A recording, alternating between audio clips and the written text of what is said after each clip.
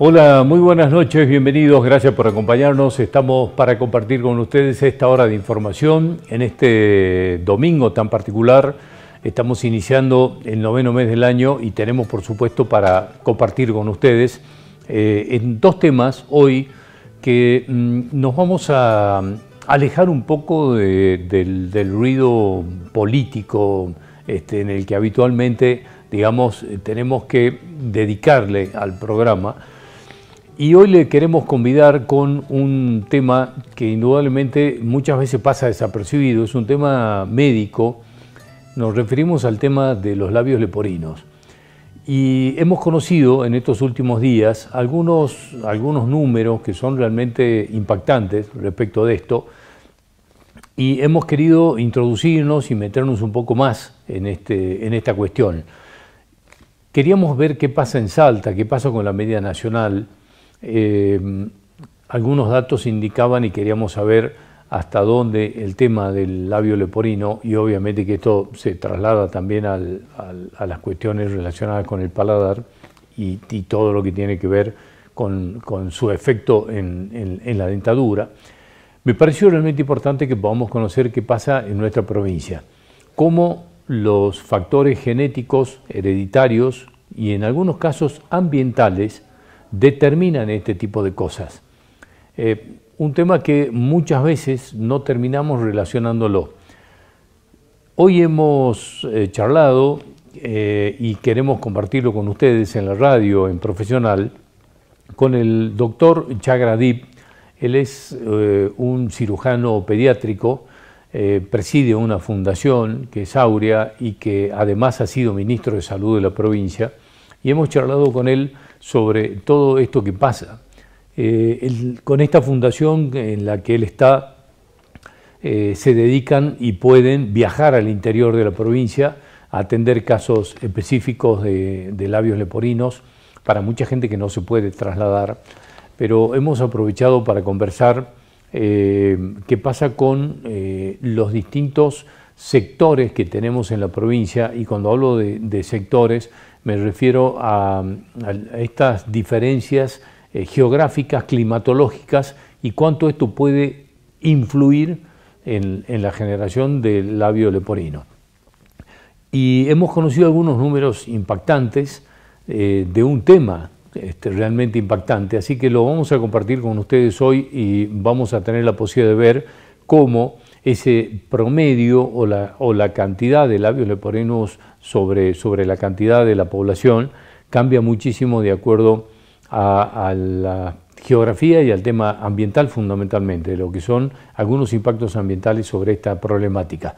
Así que se lo vamos a compartir dentro de un rato nada más a esto.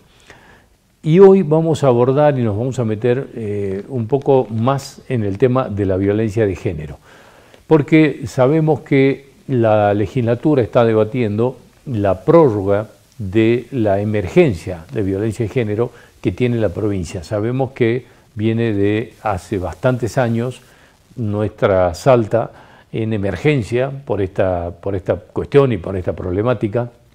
Se va a pedir la prórroga por un año más porque algunos indicadores están requiriendo de esto. El tema es cuánto ha servido que estemos en emergencia. Esto ha logrado revertir, ha logrado frenar algo de esta problemática que realmente tiene muchísimas aristas de análisis y de dónde abordarla. Va a venir gente hoy del Observatorio de la Violencia y que va a estar conversando con nosotros sobre esta problemática, porque además estamos en estos últimos tiempos con algunos temas de muchísimo impacto, obviamente, que tiene que ver con la problemática, o por lo menos no la problemática, sino el escándalo que rodea al caso del expresidente Alberto Fernández, la violencia para con su expareja y ex primera dama Fabiola Yáñez. Esto ha puesto en el centro de la escena el tema de la violencia de género. Hemos tenido en Salta también algunos episodios muy fuertes.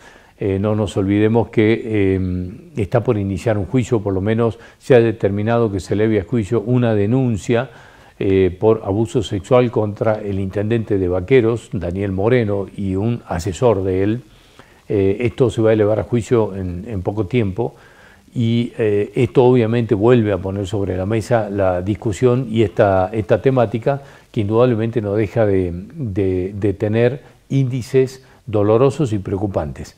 Del tema nos vamos a ocupar hoy con este abordaje desde distintos puntos de vista. Así que bueno, a todos, gracias por acompañarnos, bienvenidos.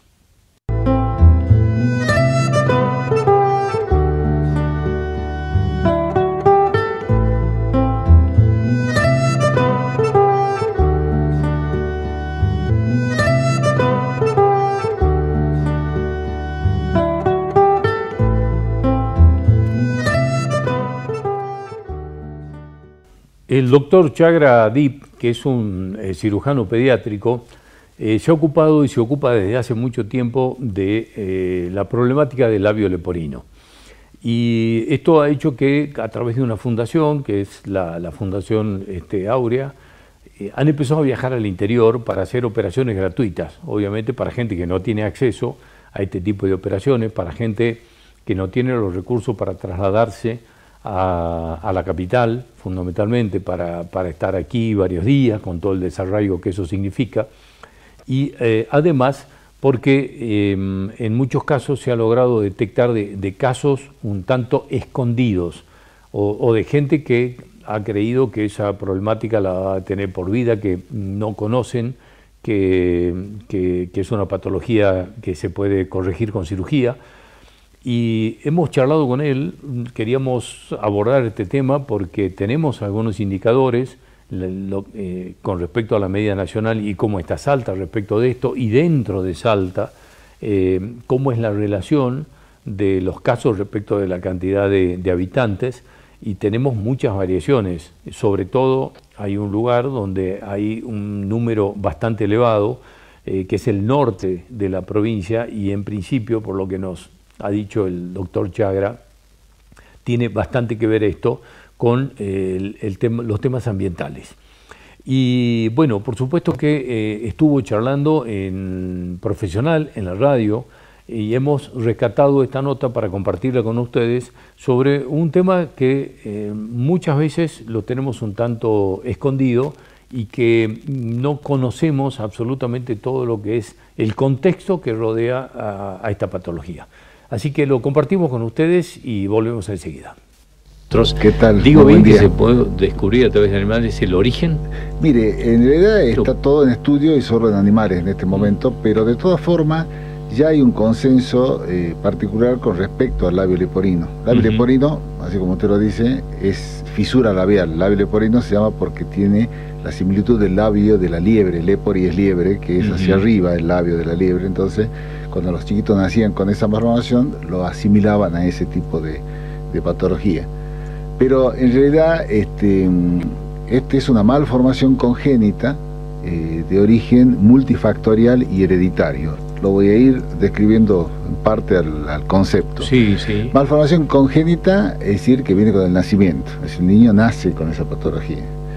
De origen hereditario no se ha descubierto todavía el gen específico de la herencia, pero hay un gen que es hereditario porque se repite hasta en quinta generación. O sea, yo ya con mi experiencia, ya tengo más de 5.000 niños operados, ya he operado a la abuela, tengo unos años ya operado, a la mamá y a la hijita. O sea, se ha repetido en la genética y en la herencia.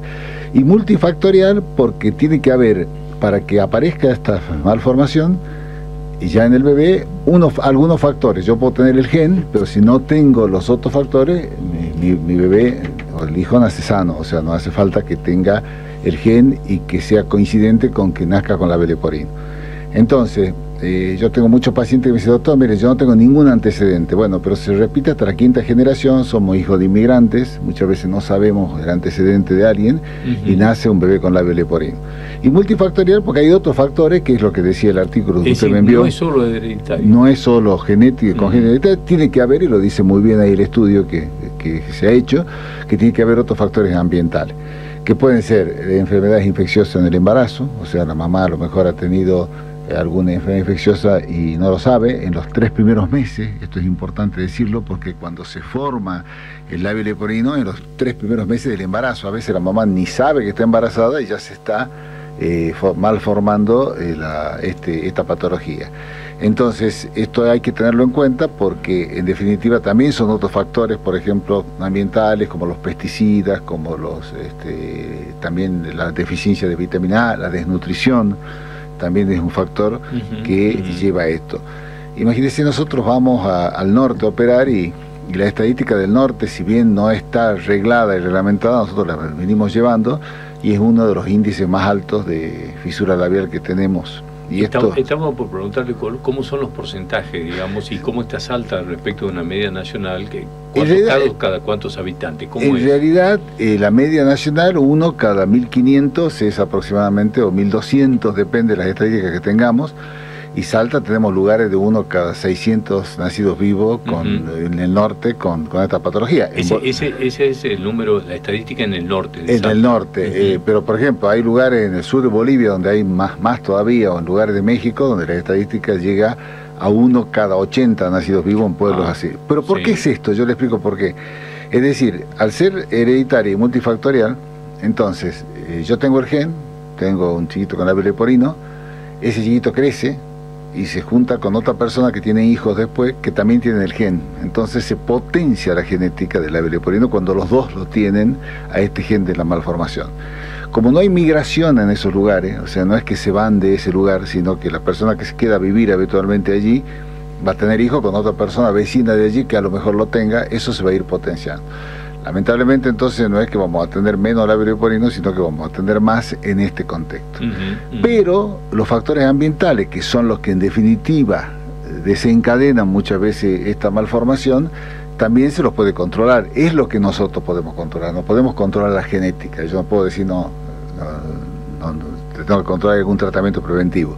Sí, las deficiencias de ácido fólico, la de vitamina A, hay que darle a la madre porque se puede suponer que es ahí también la causa. Tener cuidado con los pesticidas, que no fume, el tabaquismo, el alcoholismo, también son factores, y la desnutrición. Entonces, si nosotros cuidamos lo que podemos cuidar, que son los factores ambientales, podemos disminuir el índice de patología en este caso. Bueno, el tema es que esto no tiene que ver solo con una cuestión estética, digamos, del labio, sino que esto está directamente relacionado con el tema del paladar. Exactamente. El niño puede nacer con la fisura labial sola, o sea, simplemente el labio y el paladar lo tiene sano. Puede nacer con el labio y el paladar hendido, o sea, se llama fisura labio-alveolo-palatina, porque nace también con la encía partida. Puede ser de un lado o puede ser de los dos. Yo le mostraba fotografías y después tengo autorización de los padres para mostrarlas, así que no hay problema para que las enseñe. En el caso de chiquitos que es un solo lado, es menos grave que si son de los dos lados. O sea, el labio está abierto de los dos lados, entonces requiere muchos más tiempos quirúrgicos, y el unilateral, por supuesto, también requiere cirugía, pero si es del paladar, va a necesitar cirugía del labio y del paladar, tanto blando como duro, porque el paladar es toda una extensión. La campanita, que nosotros no la vemos, que la úvula famosa, es parte del paladar blando, y el paladar duro es parte de lo que cierra todo lo que es la arcada dentaria. Entonces, ahí tenemos que trabajar en equipo fundamentalmente también. Esto es un buen dato que le doy, no solamente el cirujano, sino también es el fonoaudiólogo, el psicólogo, es el odontólogo que participa activamente en la recuperación foniátrica y en la recuperación de la dentición de los niños. Se ha avanzado muchísimo con la odontología. Yo hace 20 años hacíamos cirugía que hoy no se hace porque la odontología ha avanzado mucho, hay implantes dentales, hay un montón de situaciones para corregirlo y que estéticamente quede muy bien, ¿no? Bien, ¿cómo es el tema de las operaciones? ¿Hay un plazo, digamos, después del nacimiento? ¿Hay un plazo ideal? ¿Hay un plazo definitivo, digamos, que después no se puede operar? Sí, siempre se puede operar. O sea, aunque sea adulto se puede operar porque siempre va a estar mejor si se hace la cirugía. Sin la cirugía el paciente no se recupera. O sea, en definitiva, no hay ningún tratamiento médico que yo diga, bueno, voy a hacer odontología, fonoaudiología, lo voy a mejorar, no lo voy a operar. No, porque ya hay una disrupción, hay una patología en el labio que hay que corregirle en el paladar. Está abierto, o sea, lo normal es que esté cerrado, no que esté abierto, entonces hay que cerrarlo. Lo ideal es empezar con apenas nace el bebé, o sea, nace el bebé con la patología que hoy ya se diagnostica con ecografía y con estudios. Ya la mamá sabe que su bebé tiene labio leporino cuando está embarazada, ya nos hacen la consulta generalmente en el embarazo, entonces nosotros ya le vamos explicando cuáles son los pasos. Lo primero que hay que descartar es que esa malformación, como digo, del labio leporino, no venga acompañada de otras malformaciones, porque a veces es parte de un síndrome genético, y no solamente el labio leporino, sino que tiene alguna insuficiencia cardíaca, tiene algún otro problema que el chiquitito expresa con el labio leporino. Cuando descartamos eso, y solo es el labio leporino, que es lo que estamos hablando, apenas nace el bebé, se le requiere hacer una plaquita si tiene el paladar abierto para que el alimento, imagínense, está todo abierto, entonces se va a alimentar, va a succionar y se puede broncoaspirar el bebé. Entonces se hace una plaquita apenas nace, ya se llama al odontólogo, para que separe esa hendidura que está abierta y que por supuesto hay que cerrarla, pero más adelante. Y a partir de allí se la educa a la mamá, se la instruye para cómo alimentarlo, y después posteriormente se programa la cirugía del labio, que se hace a los 3 meses de edad. Es lo ideal. Es lo ideal. Es decir, a partir de los 3 meses. En realidad es a partir de los 3 meses, pero no más de los 5 meses es lo ideal. ¿Por qué? Porque el desarrollo muscular nos permite a nosotros que operar un labio con mayor fibras musculares para poder cerrarlo bien, que son los auriculares de los labios, y aparte para que ya las estructuras dentarias y para todo lo que es el maxilar no se expanda. Imagínense, si está el labio abierto, el crecimiento del paladar es hacia adelante y no tiene freno, porque no tiene el labio. Al estar cerrado el labio, ya tenemos menos dificultad para ese tema. Y después lo que hacemos nosotros, ya hay distintas escuelas, pero después de tanta experiencia, lo que hacemos nosotros es operar el paladar blando primero, que es la parte de atrás, antes del año de vida, porque el chiquito ya empieza a jugar con su aparato fonador, o sea, ya empieza a hablar, a querer balbucear al año, entonces lo bueno es que tenga cerrado el paladar, el blando. Y después el paladar duro, que es la parte de adelante, ya lo vamos regulando y lo hacemos a partir de los 2 años de vida, ya cuando está solidificado. Con respecto a lo que nos decía hace un rato, que se detecta, digamos, en el embarazo, nos contaba antes de que salgamos al aire que hay experiencias, creo que en México nos dijo, de algunas operaciones intraútero se habían hecho, sí.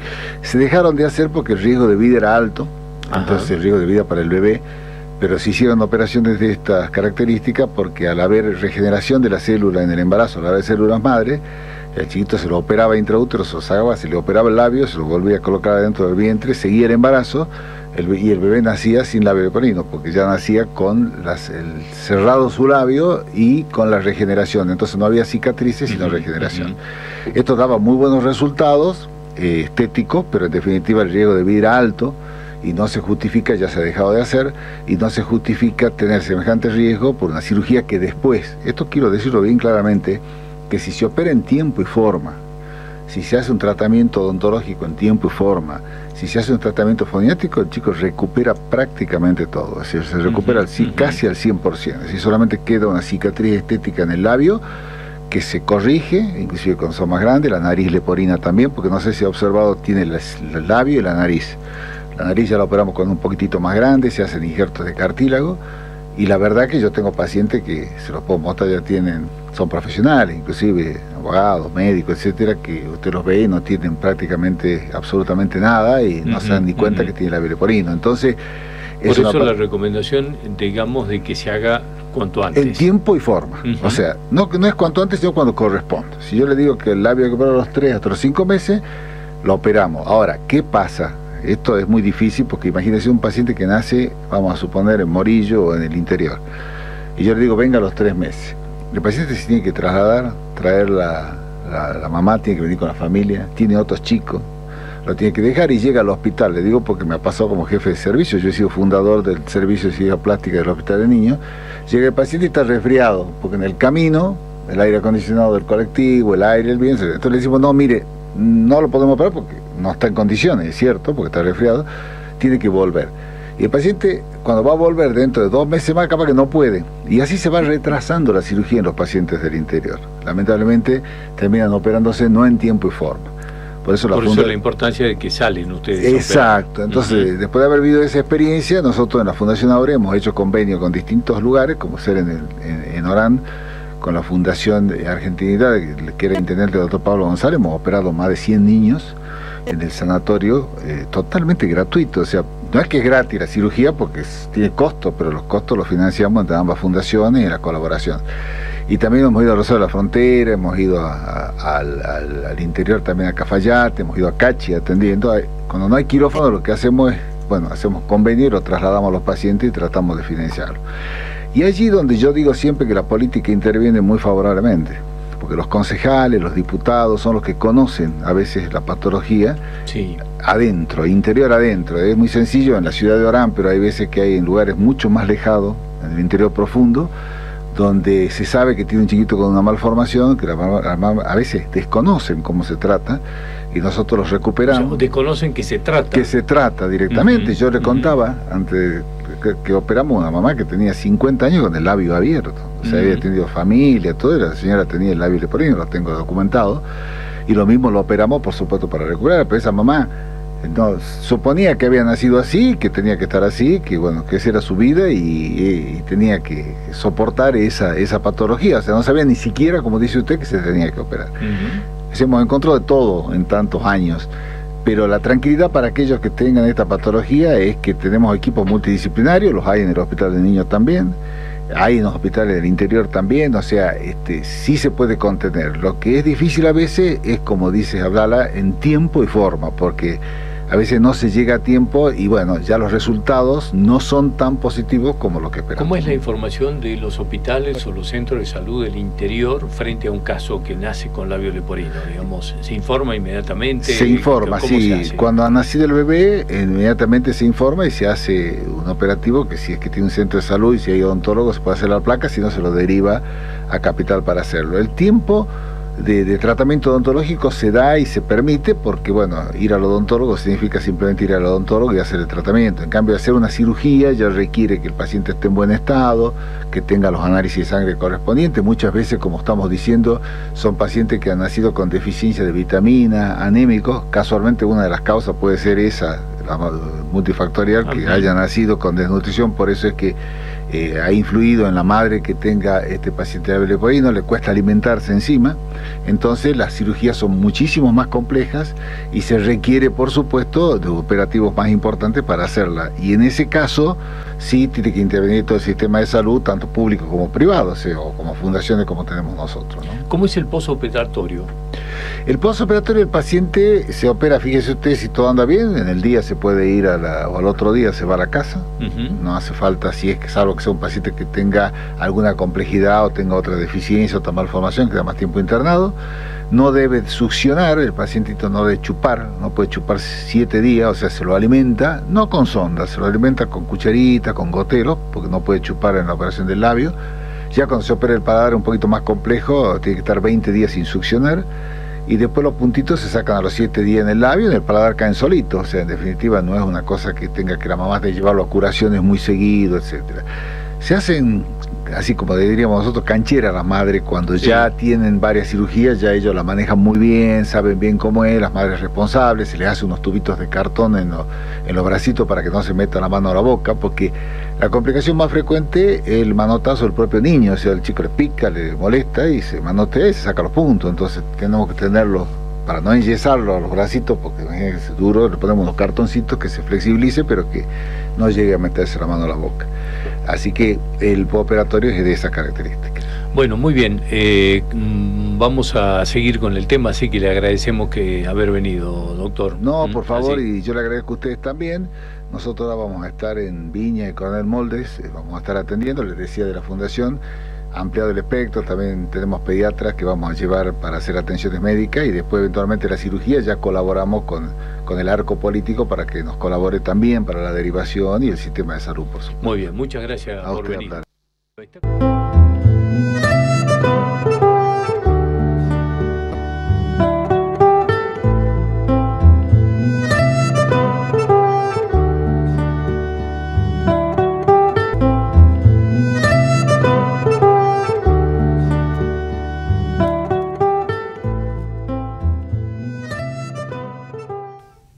Bueno, les cuento que estamos con Ana Pérez de Clerc. Ella es titular del Observatorio de la Violencia en Salta, y queríamos hablar sobre varios temas, obviamente, relacionados con esta temática, pero hemos estado ocupándonos periodísticamente en estos últimos días de lo que pasaba en la legislatura de la provincia con la prórroga de la emergencia de violencia de género, que venimos por 10 años.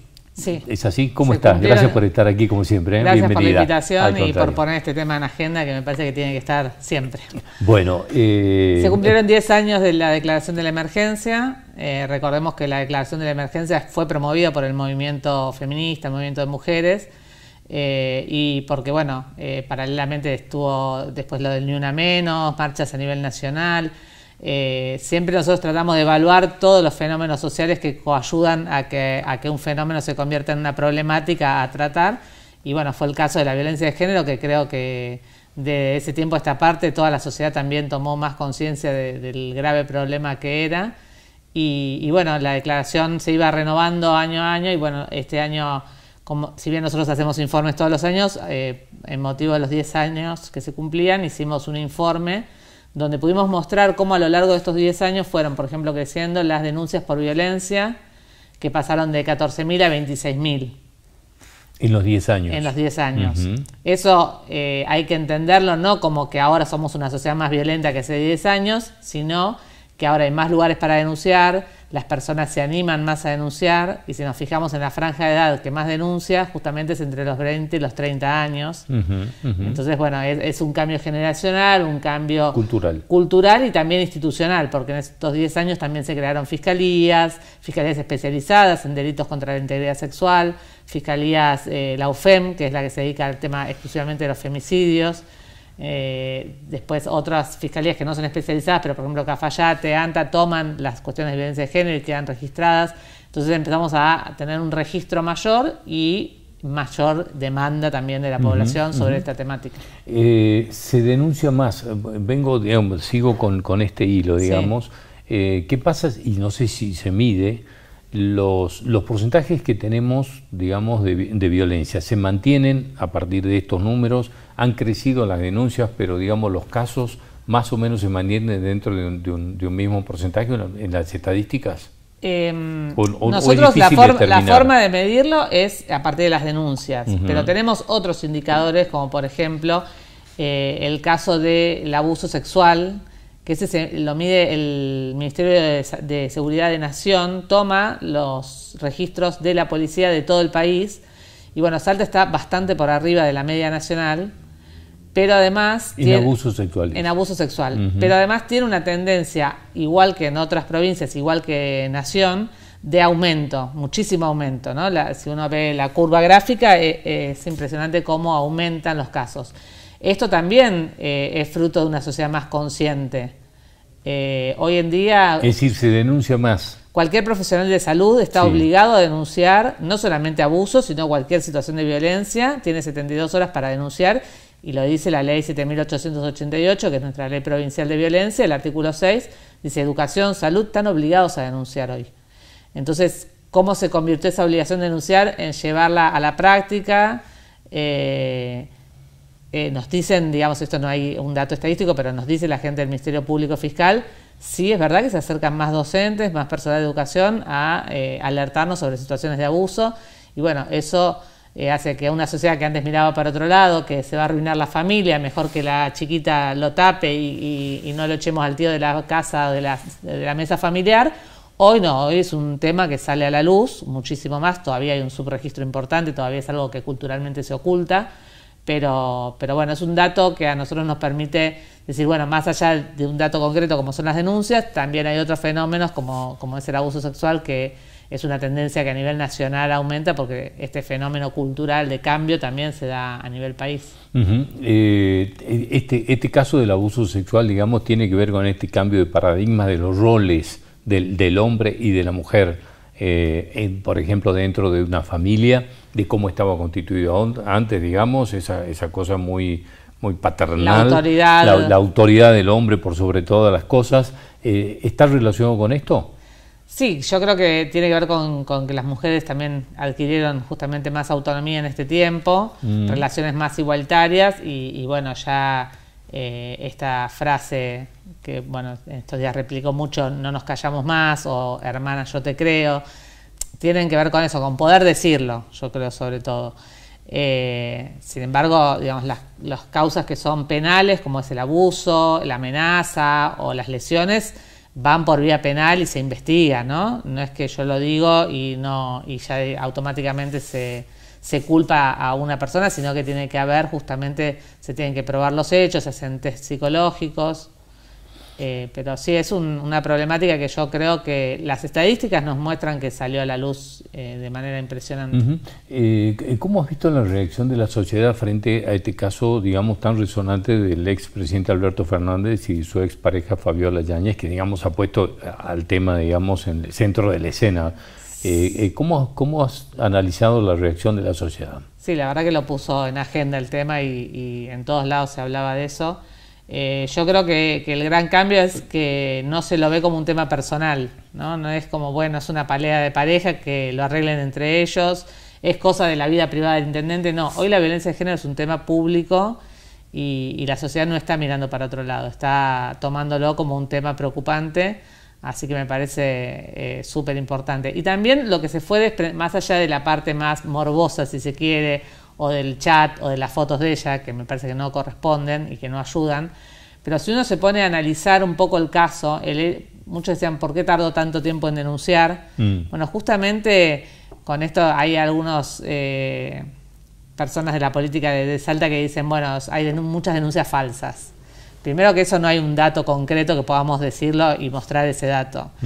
Pero segundo, es que denunciar cuesta tanto que la verdad que alguien que vaya a tomarse el trabajo de hacer una denuncia falsa, puede haber uno o dos casos, puede haber algunos, no digo que no, pero lo que digo es que denunciar cuesta mucho, las personas no se animan a denunciar, tienen miedo de que el agresor se ponga peor, o son amenazadas, si me denuncias voy a hacer tal cosa con los hijos. Entonces no es tan fácil. Estigmatización en muchos casos también, ¿no? Claro, sí, de quedar ahí como la que destruyó la familia, ¿no? Entonces, ese silencio que tantos años tuvo la mujer, o sea, si uno le pregunta a una señora de 70 años, y la mayoría que sufrió violencia lo vivió como es parte de lo que me tocó, y no se separó ni nada, y siguió viviendo con ese marido que la golpeaba o que la agredía verbalmente, porque no estaba en la cultura de esa época, la gente de esa edad, separarse, poner un freno a la violencia. Pero hoy sí, pero igual así todo cuesta denunciar, no es algo fácil.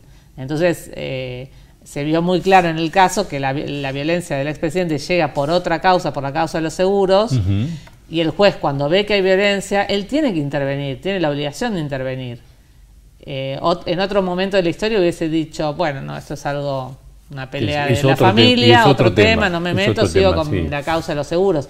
Entonces nos habla de la importancia de que tengamos estas leyes que decía recién, de la obligación de denunciar. Por ejemplo, el médico que atendió a Fabiola ahora está citado por la justicia. Sí, claro. Porque él también tenía la obligación de denunciar. Entonces me parece que está bueno, digamos, este caso, porque está bueno, no está bueno que pasen estas cosas, pero el hecho de que se haya hecho mediático nos permite reflexionar cómo es la violencia, ¿no? Porque si no, uno lo juzga fácilmente y dice, ay, pero ¿cómo no denunció antes? ¿Cómo no hizo nada antes? Bueno, hay que estar en el lugar de ella, ¿no? Frente a la amenaza, frente a tener un hijo pequeño, bueno, ella... Sí, y al poder. Y al poder, ¿no? Que es otro factor, digamos, en este caso específico, en este caso más, que no se puede... Siempre en las relaciones de violencia hay una desigualdad de poder, pero bueno, en este caso obviamente era mucho más fuerte. Claro, porque yo pensaba que en estos casos, digamos, cuando este juez pone el tema, lo saca a partir del caso de los seguros, la decisión de esto es saber que se va a venir, digamos, también un ataque por parte del otro lado, mediático, digamos, al tener la relevancia del caso, como que pasó, ¿no? Bueno, tiene problemas de alcohol, tiene, no sé, todo lo que le están sacando de lo que pueden ser sus problemas. Bueno, que es lo primero que uno dice, bueno, ¿y eso qué tiene que ver con que la golpee, no? No sé, pero bueno, por lo menos nos ha puesto a ver mucho más profundamente cómo es un caso de violencia, ¿no? Exactamente. Si bien hay muchas películas que lo grafican, pero no hay como la prensa que lo sacó a la luz y es verdad, es poder ver el círculo de la violencia que llamamos, ¿no? De que hay un momento de arrepentimiento, no, va a estar todo bien, perdón, se me fue la mano, no sé qué, vuelven a estar bien, tenemos todos un mandato que decir, bueno, no destruyamos la familia, el chiquito que se queda sin padre, pero si me está diciendo que va a ir al psicólogo, que va a cambiar, bueno, lo acepto de vuelta y vuelve de nuevo a comenzar la violencia. Y que también ella dijo terrorismo psicológico, nosotros, digamos, en la teoría, en las leyes no se lo define así, se define como violencia psicológica, pero bueno, es una parte muy importante de la violencia y es la violencia más denunciada, la violencia psicológica. Porque para llegar al golpe, ¿no? Primero hay toda una secuencia de situaciones en las que la persona que sufre la violencia piensa que ella causa la violencia, ¿no? Yo lo pongo nervioso, entonces empiezan a justificar esa violencia y por eso es tan difícil denunciar y salir de la situación de violencia. Hablabas hace un rato de las denuncias falsas.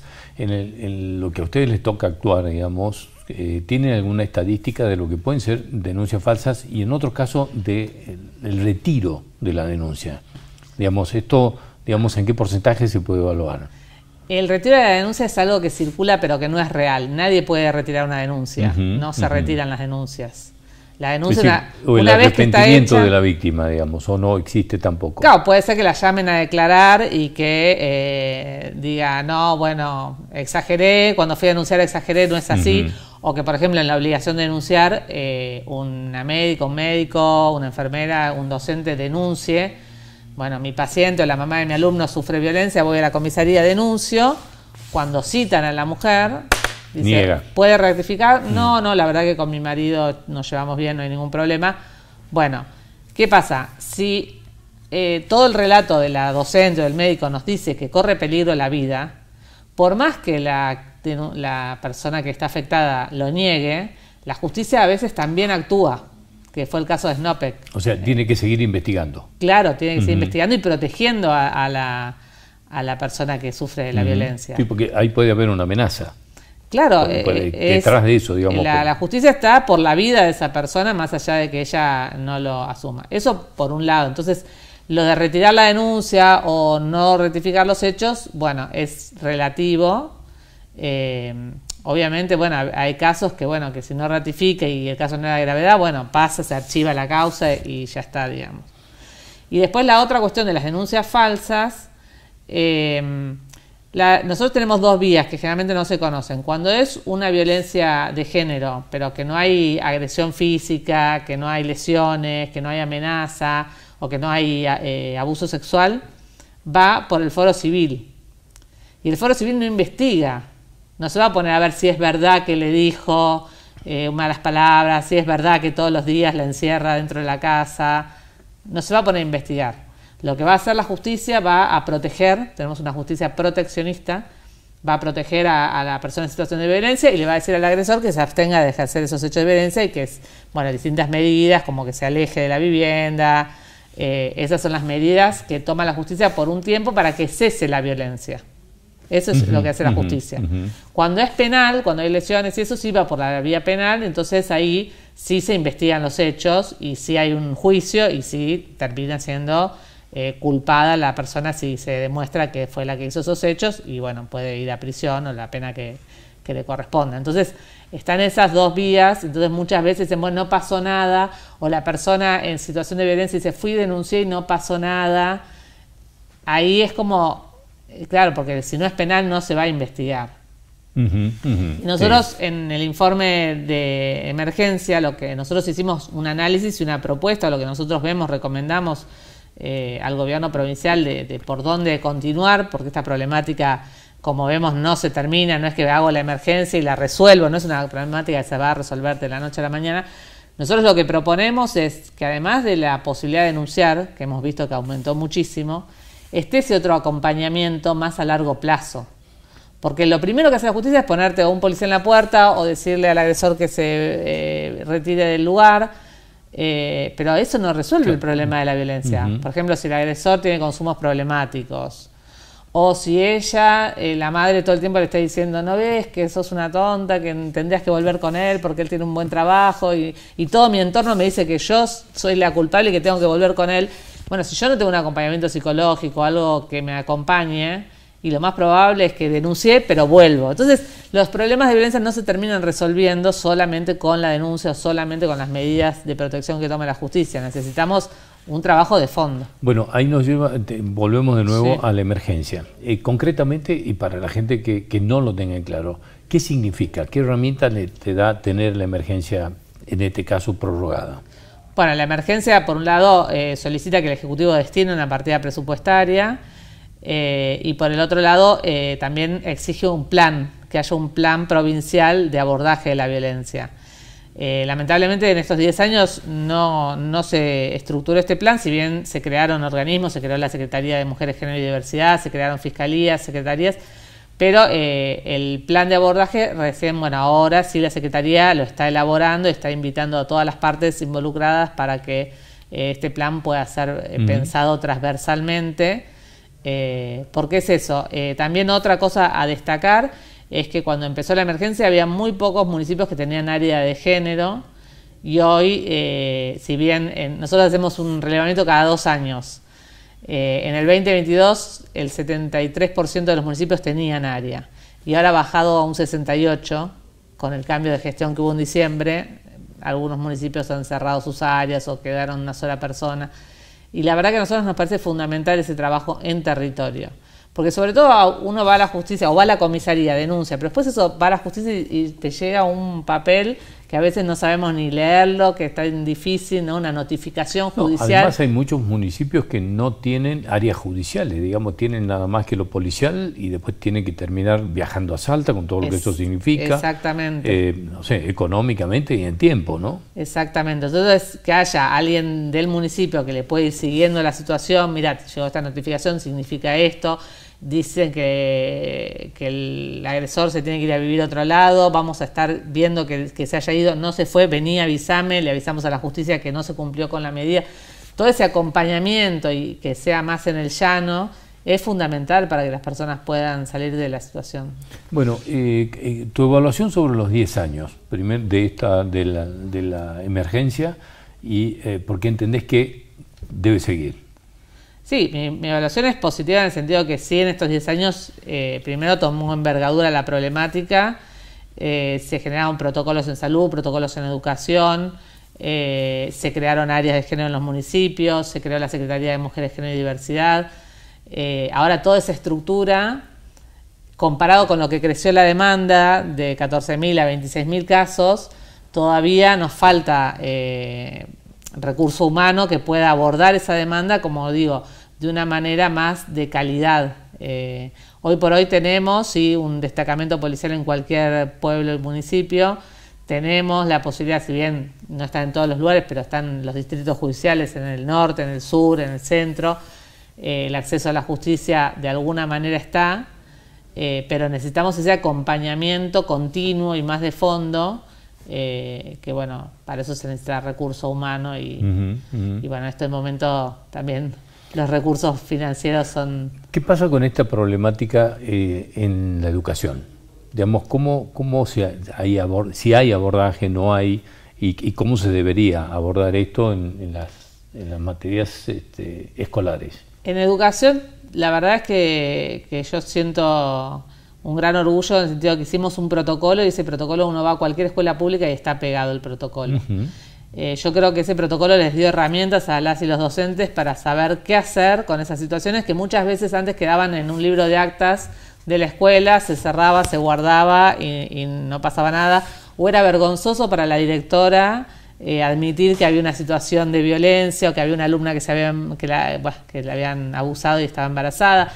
Hoy yo creo que estamos con un cambio de paradigma que ha permitido, bueno, a través de también la educación sexual integral, este cambio que permite que se hable más de estos temas en las escuelas. También hay una ley a nivel nacional que es las jornadas por la igualdad, que se hacen a fin de año.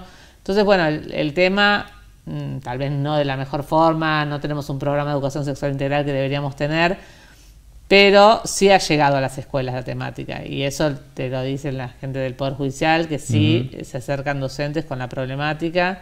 Bueno, eso nos parece súper importante. En salud no tuvimos la misma suerte, salud también es un lugar de detección importante.